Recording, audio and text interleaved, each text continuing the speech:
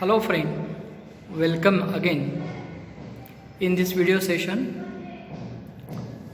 we start the unit number 12. The name of unit is the muscular system and digestive system in human beings.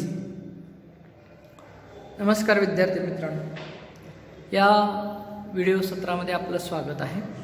आज आपण प्रकरण क्रमांक 12 ची सुरुवात करणार आहोत. ज्या प्रकरणाचं नाव आहे मानवी स्नायू व पचन संस्था.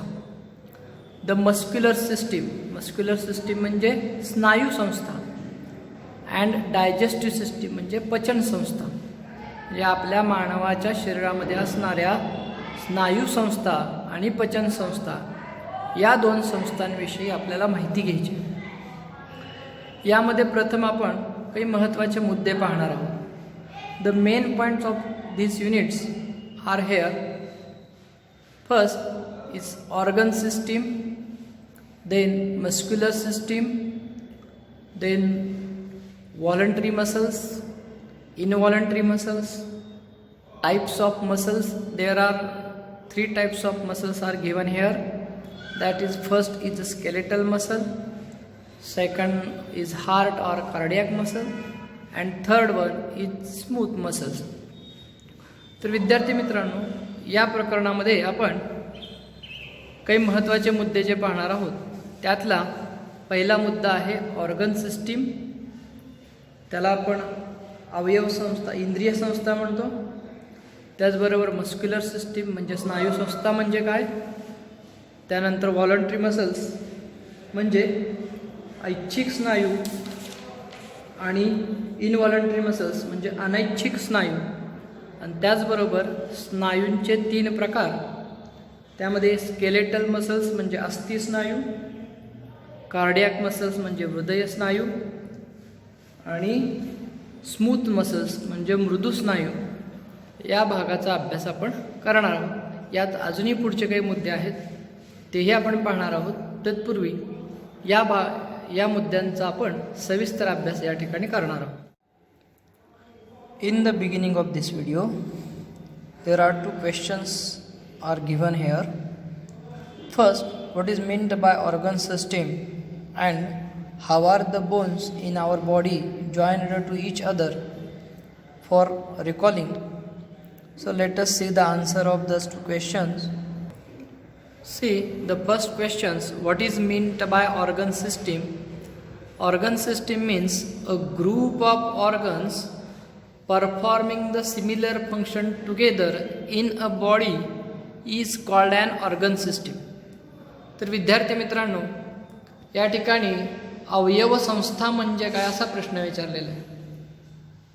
In last year we discussed the different type of the organization in our body to perform the body functions. So if a group of organ, a number of organs are comes together to complete a one function or similar function is called an organ system. तर विद्यार्थी मित्रांनो, मागच्या इयत्तेमध्ये आपण शरीरामध्ये असणाऱ्या वेगवेगळ्या स्तरावरचं संघटन पाहिलं होतं.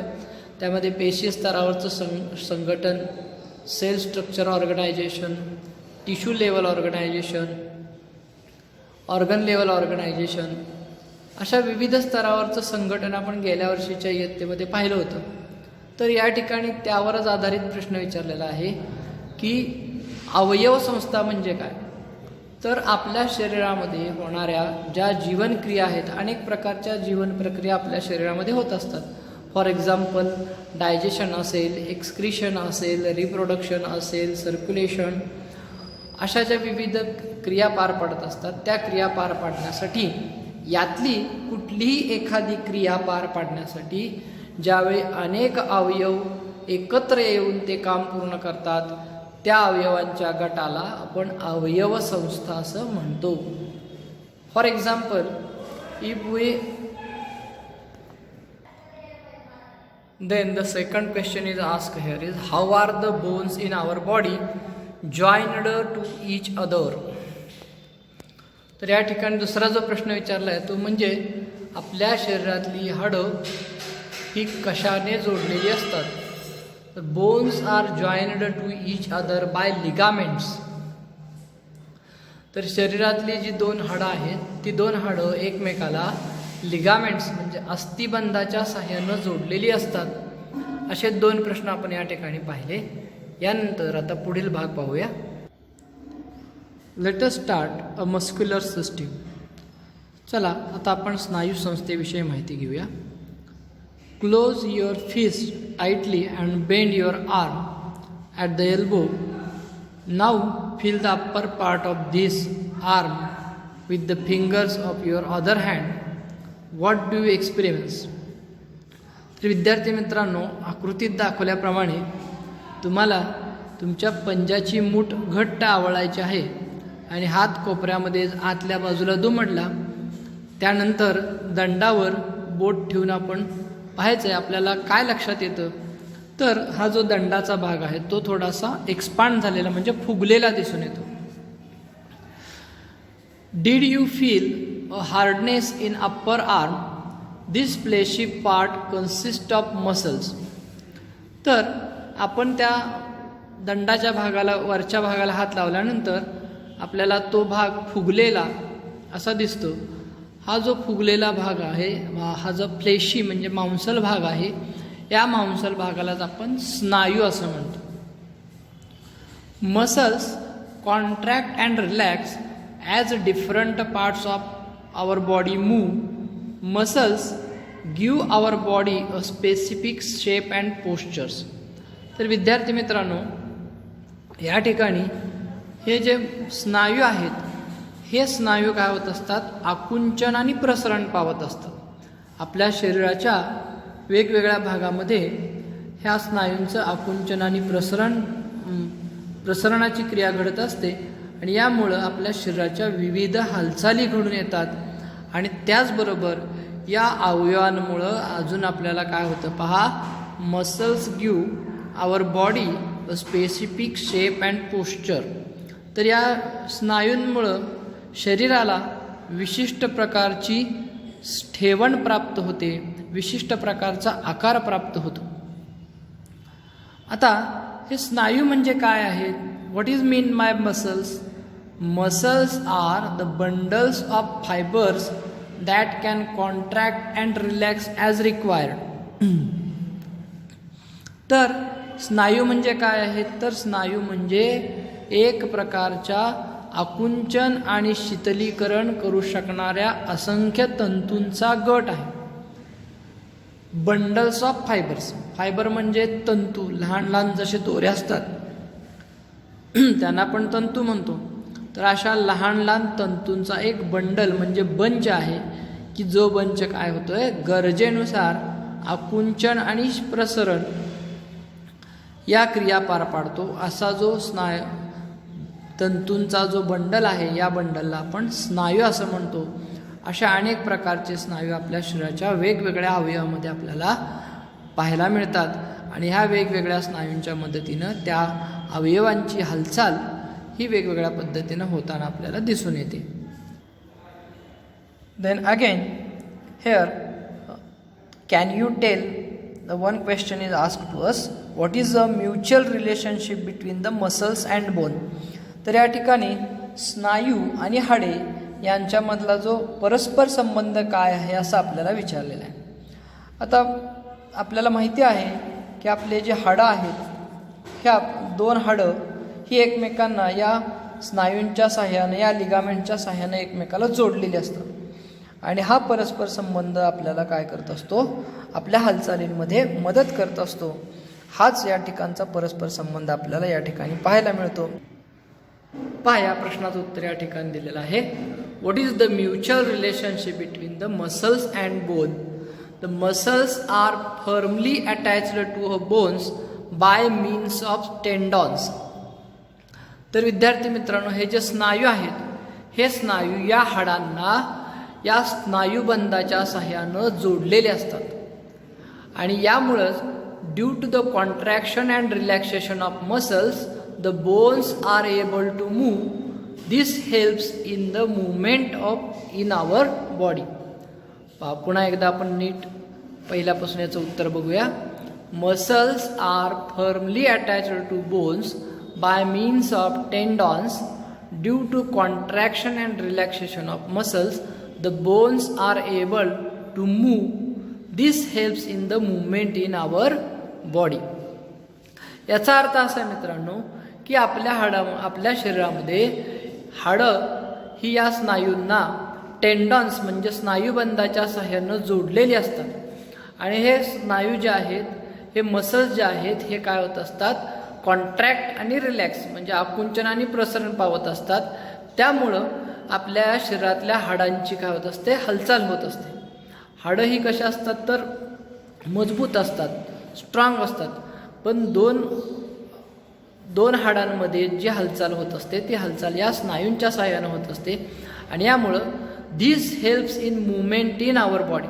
आणि याचा उपयोग आपल्या शरीरामध्ये होणाऱ्या ज्या विविध प्रकारच्या हालचाली आहेत, म्हणजे चालणं असेल, बोलणं असेल, उठणं असेल, खेळणं असेल, पळणे असेल, कोणतीही क्रिया करायची असेल तर आपल्याला या अवयवांची हालचाल करावी लागते. आणि ही अवयवांची हालचाल या स्नायूंच्या मदतीनं घडून येते.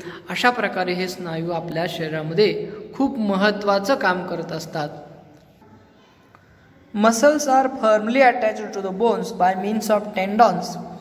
When muscles contract, there is a movement at the joint and the bones move either nearer or away from each other.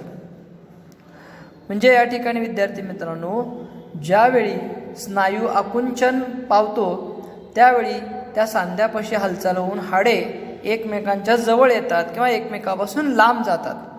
The action of muscles is necessary for all kinds of the movements, from the small movement of eyelids to those that demand a great strength as when chopping wood with an axe. तर आपल्या शरीरामध्ये होणाऱ्या ज्या काही लहानसहान हालचाली किंवा मोठ्या हालचाली असतील, म्हणजे उदाहरणार्थ पापण्यांची हालचाल असेल किंवा कुऱ्हाडीने एखादं लाकूड तोडणं असेल, अशा लहानात लहान क्रिया किंवा कुठलीही मोठ्यात मोठी क्रिया असेल तर या क्रियेसाठी आपल्या स्नायूंची हालचाल होणं गरजेचं आहे. आणि या स्नायूंच्या हालचालीमुळंच या क्रिया आपण करू शकतो. We use muscles for various movements like talking, laughing, walking, jumping, throwing etcetera. Those movements or actions are created due to this muscles by their relaxation and contraction process. Let us see how the muscles relax and contracts in this picture. In the relaxation of muscles, see the muscles are contracted. In relaxation, muscles are relaxed, and in contraction, muscles are contracted. See thus relaxation and contraction in this figure. Use your brain power. Which parts of our body are made up of only of muscles? या ठिकाणी असा प्रश्न आपल्याला विचारलेला आहे की आपल्या शरीरातला कोणता भाग हा फक्त स्नायूंपासून तयार झालेला आहे. So all parts of body are made up with the muscles. तर आपल्या शरीरातल्या प्रत्येक अवयवांमध्ये हे स्नायू आपल्याला आढळून येतात. And as our body grows, the growth of muscles are also taken place. तर विद्यार्थी मित्रांनो, जसं जसं आपल्या शरीराची वाढ होते तसं तसं या स्नायूंमध्ये सुद्धा वाढ होताना आपल्याला दिसून येते. डू यू नो, तुमच्या माहितीसाठी हे या ठिकाणी दिलेलं आहे. There are more than 600 muscles in the human body. Muscles contribute almost 40% of the weight of healthy adult human body. There are about 30 muscles in the human face. Our eyes, mouth and nose are enriched by small muscles. Expression like happiness, sadness, fear are expressed by the movement of the muscles of the face.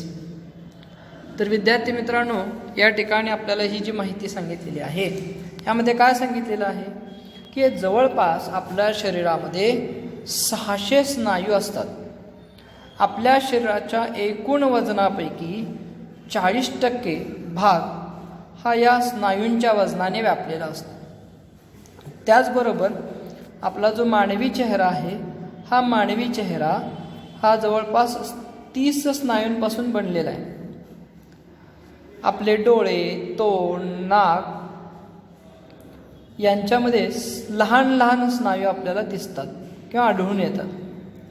त्याचप्रमाणे आपल्या चेहऱ्यावर येणारे जे भाव आहेत, त्यामध्ये आनंदी भाव असेल, दुःखाचा भाव असेल, भीती असेल, ह्या ज्या सगळ्या भावना आहेत, हे जे एक्सप्रेशन्स आहेत, हे एक्सप्रेशन आपल्या चेहऱ्यावर दाखवले ह्या स्नायूंमुळेच दाखवले जातात. बघा, एखाद्या वेळी आपल्याला भीती वाटली, यासारख्या ज्या भावना आहेत, या भावना आपल्याला या स्नायूंच्या हालचालीमुळेच दिसून येतात, हे आपण लक्षात घेतलं पाहिजे.